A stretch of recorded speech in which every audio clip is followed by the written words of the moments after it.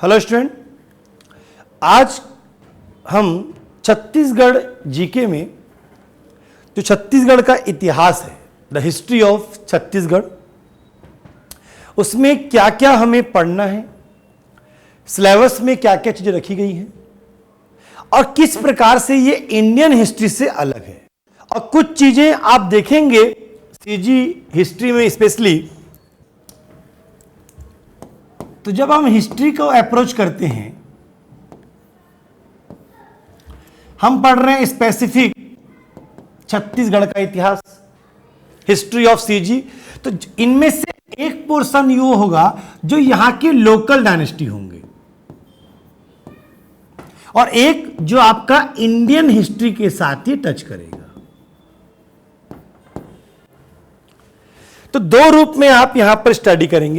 एक आप ये देखेंगे कि छत्तीसगढ़ के जो लोकल डायनेस्टीज कौन कौन से थे, और इंडियन हिस्ट्री जैसा कि आप अपने स्कूल कॉलेज में पढ़े होते हैं उसके साथ भी ये आपका पोर्शन टच करता है। जो हमारा मेडिएवल हिस्ट्री है, मध्यकालीन जो इतिहास है छत्तीसगढ़ का, वो बकायदा इंडियन हिस्ट्री से थोड़ा अलग होगा।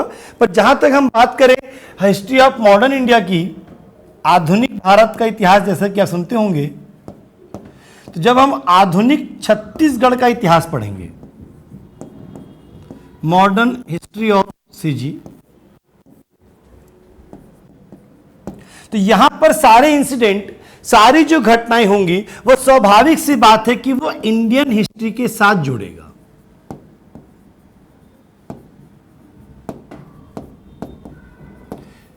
तो इंडियन हिस्ट्री के साथ ही आपको पढ़ना पड़ेगा history of Chhattisgarh, specially modern portion. आपको इंडियन हिस्ट्री नहीं पढ़ना है सिलेबस में और ना इसकी नीड है, बट टॉपिक जो होंगे वो नेशनल सिनेरियो पे होंगे और उसका इंपैक्ट, उसका प्रभाव आप देखेंगे छत्तीसगढ़ में। तो ये इंपॉर्टेंट रहेगा आपके लिए। तो हम एक काम करते हैं, सीजी हिस्ट्री को 3 सेगमेंट में डिवाइड करते हैं।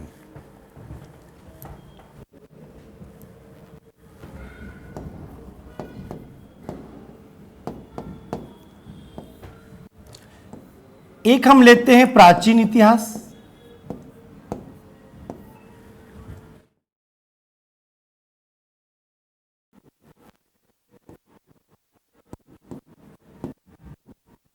और एक जो सबसे महत्वपूर्ण होगा आपके लिए वह है आपका आधुनिक, यानी ancient, medieval and modern history of Chhattisgarh. ऐसा आप इंडियन हिस्ट्री को पढ़ा करते थे। अब छत्तीसगढ़ के इतिहास में कौन कौन सी डायनेस्टी या वंश को पढ़ना है, तो पहले हम ब्रीफिंग करते हैं एंशिएंट हिस्ट्री को लेकर। तो यहां पर आप पढ़ेंगे स्टोन एज, अर्थात पाषाण काल। तो पहले यानी आपका इंडियन हिस्ट्री के साथ ही जुड़ जाएगा। फिर आप पढ़ेंगे, इंडियन हिस्ट्री के साथ जुड़ता जाएगा ये, तो आप पढ़ेंगे इंडस वैली सिविलाइजेशन, सिंधु घाटी सभ्यता कहते हैं, यानी आपको कंपेयर करते हुए स्टडी करना होगा। फिर आप पढ़ेंगे वैदिक एज,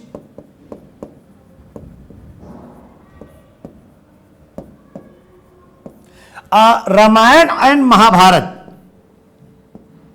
चूंकि इसका काल निर्धारित नहीं होता,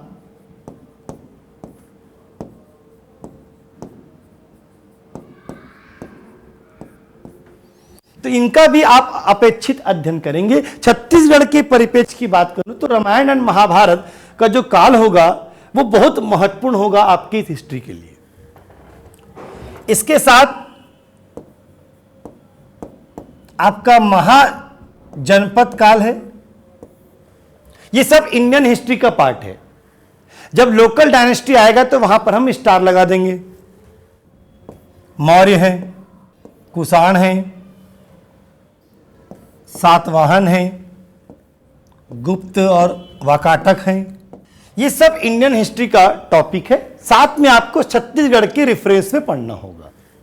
लोकल डायनेस्टी की हम बात करें, छत्तीसगढ़ के क्षेत्रीय राजवंश की, तो यहां पर आप पढ़ेंगे राष्ट्रीय तुल्य वंश, सरबपुरी वंश, ये छत्तीसगढ़ के लोकल। नल वंश, बाण वंश, पांडु वंश, ये जो होंगे ये आपके छत्तीसगढ़ में अलग से आएंगे। तो ये जो रेड इंक से मैं बना रहा हूं ये छत्तीसगढ़ की लोकल डायनेस्टीज है, जिस पर विशेष रूप से हमें अध्ययन करना होगा। और ये जो टॉपिक्स है एंशिएंट के, ये इंडियन हिस्ट्री का पोर्शन है, जिसके साथ सीजी के एस्पेक्ट में आपको स्टडी करना होगा। तो ये आपका लगभग प्राचीन इतिहास का एक ओवरऑल सिलेबस है।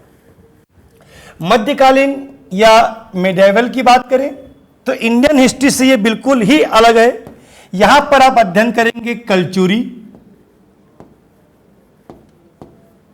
कलचुरी के दो सेगमेंट हैं, एक रतनपुर के हैं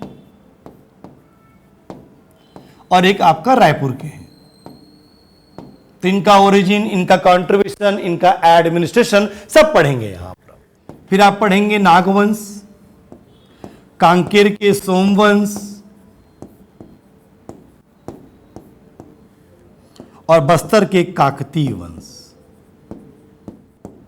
मैं आपको जब पढ़ाऊंगा तो हिस्ट्री ऑफ बस्तर हम एक अलग सेगमेंट ले जाएंगे, जहां पर आप स्टडी करेंगे द काकतीय डायनेस्टी। तो ये आपके मध्य, नागवंश में भी आपके दो हैं जिसकी हम बाद में चर्चा करेंगे। फिलहाल ये आपके मध्यकालीन इतिहास में ये आपकी पोर्शन है। कलचुरी है, नागवंश है, सोमवंश है, काकतीय वंश है। फिर जैसे ही आप मराठा में एंट्री करेंगे तो सबसे पहले आप स्टडी करेंगे आफ्टर कलचुरी, वो है आधुनिक भारत में, आधुनिक छत्तीसगढ़ में, वो है मराठा। इनका एक बड़ा कंट्रीब्यूशन रहा है हमारे इतिहास में, हमारी संस्कृति में। तो पहले आप पढ़ेंगे मराठा शासन, फिर इसके बाद अप्रत्यक्ष रूप से इनडायरेक्ट आप स्टडी करेंगे ब्रिटिश रूल। ये आपका इनडायरेक्ट होगा, तो indirect British rule in Chhattisgarh ऐसा पढ़ेंगे। फिर एक बार फिर यहां पर आप पढ़ेंगे मराठा, एंड आफ्टर मराठा कोलैप्सन्स फिर आप स्टडी करेंगे डायरेक्ट रूल ऑफ ब्रिटिशर्स। और ये चलेगा आपका 1947 में। यहीं पर आप पढ़ेंगे रियासतों का विलयीकरण, कि छत्तीसगढ़ में भी बहुत सारे प्रिंसली स्टेट्स थे, उनका क्या हुआ। तो ये आपको हिस्ट्री में पढ़ना है। ये एक ओवरव्यू है, इसके अंदर से आपके बहुत सारे सब टॉपिक होंगे। तो आप यहां पर देख रहे हैं कि जो मिडाइवल सेक्शन है हमारा, जो मध्यकालीन भारत वाला पोर्शन है, ये बिल्कुल ही अलग है। इसलिए यहां पर जो अप्रोच होगा हमारी स्टडी का, वो थोड़ा डिफरेंट होगा। बाकी जहां तक बात कर रहे हैं मॉडर्न की, 60 से 80% हम एंशिएंट की, तो वो इंडियन हिस्ट्री के साथ जुड़कर आएगा। मैं फिर रिपीट करूं, आपको इंडियन हिस्ट्री नहीं पढ़ना है सिलेबस में, आपको पढ़ना है द हिस्ट्री ऑफ छत्तीसगढ़। ये इसका एक ओवरऑल सिलेबस है।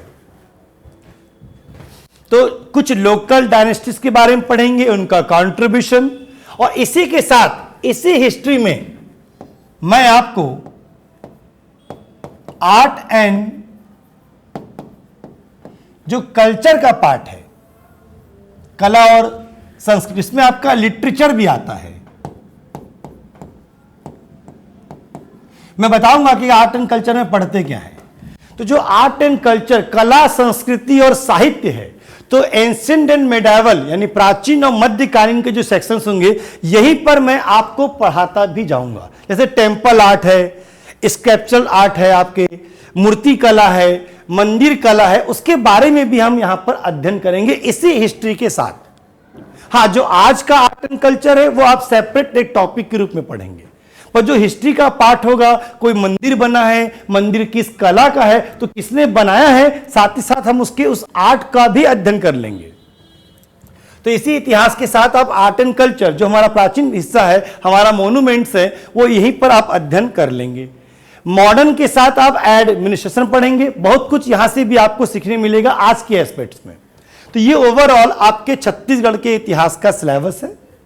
मुख्यतः यही पढ़ना है, बेहद महत्वपूर्ण है। और सबसे इंपॉर्टेंट ये है स्टूडेंट कि ये स्टैटिक पार्ट है, अर्थात बदलता नहीं है।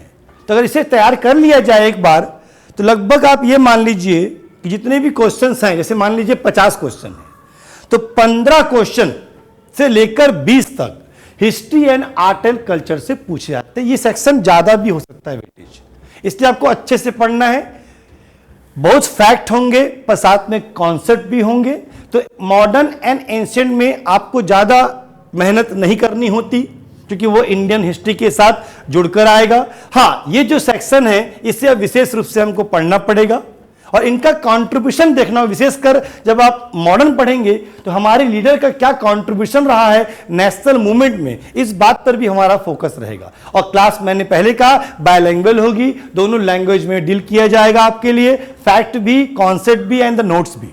तो आप बेफिक्र होकर आप स्टडी कर सकते हैं, तैयारी कर सकते हैं। और सबसे इंपॉर्टेंट, जब हम हिस्ट्री पढ़ते हैं सीजी का तो ये बहुत लेंदी है, बहुत सारे सेक्शंस हैं, तो हम थोड़ा सा हमारा जो अप्रोच होगा वो सेलेक्टिव होगा। और सेलेक्टिव अप्रोच से फायदा यह कि आप सब कुछ पढ़ भी पाएंगे और अधिक से अधिक प्रश्नों को आप सही तरीके से, और हर एक चैप्टर के बाद हम लोग उस चैप्टर से संबंधित जितने भी एमसीक्यू अब तक पूछे गए हैं उनको भी हम क्लास में सॉल्व करते जाएंगे, ताकि आपको पता रहे कि थ्योरी हम पढ़ लिए सर, फैक्ट पढ़ लिए, अब क्वेश्चन कैसे आएगा पीएससी में, सिविल जज में, तो हम वहां बताएंगे आपको इस एमसीक्यू में। और ये देखा गया है कि 80% जो क्वेश्चन है जीके में वो रिपीटेड होते हैं, यानी पूर्व में पूछे गए क्वेश्चंस को ही पूछा जाता है। तो इसलिए एमसीक्यू लगाना बहुत इंपॉर्टेंट हो जाता है जीके जीएस में। तो अब अगली बार हमारी मुलाकात जब होगी तो हम वहां पर अध्ययन शुरू कर देंगे सीजी हिस्ट्री पर, और हम स्टार्ट करेंगे प्राचीन इतिहास, the ancient history of Chhattisgarh. We will start from the stone age, पाषाण काल से हमारी क्लासेस प्रारंभ होगी। Thank you.